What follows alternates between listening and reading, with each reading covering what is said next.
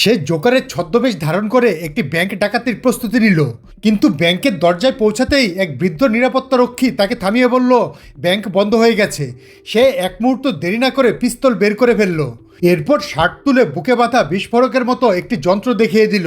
সেটি দেখা মাত্রই নিরাপত্তারক্ষী বাধা দেওয়ার বদলে তাকে সাহায্য করার সিদ্ধান্ত নিল।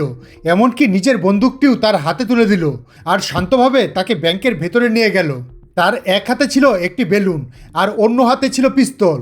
সে জোরে চিৎকার করে বলল এটা ব্যাংক ডাকাতি। কিন্তু ব্যাংকের কর্মচারীরা তার কথাকে মজা মনে করে নিজেদের কাজ করতেই থাকলো।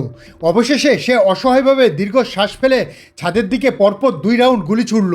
তখনই সবাই বুঝতে পারলো এটা কোনো মজা নয়। পুরো ব্যাংক চিৎকার চেঁচামেচিতে ভরে গেল। সবাই ভয়ে মাটিতে শুয়ে পড়ল।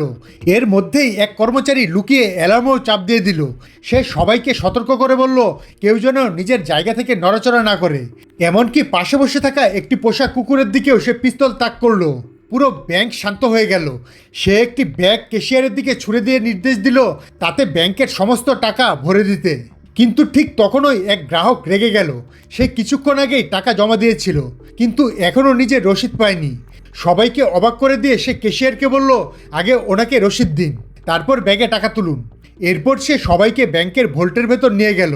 আশ্চর্যের বিষয় হলো সেই বৃদ্ধ নিরাপত্তারক্ষীও তাকে সাহায্য করছিল এবং সবাইকে লাইনে দাঁড় করিয়ে দিচ্ছিল।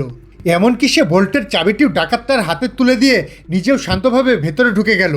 এদিকে অ্যালার্ম বাজতেই পুলিশ খবর পেয়ে গেছে। কিছুক্ষণের মধ্যেই পুরো ব্যাংক পুলিশ ও স্নাইপারদের দিয়ে ঘিরে ফেলা হলো। আর আশেপাশের লোকজনও এই দৃশ্য দেখতে ভিড় জমাতে শুরু করলো।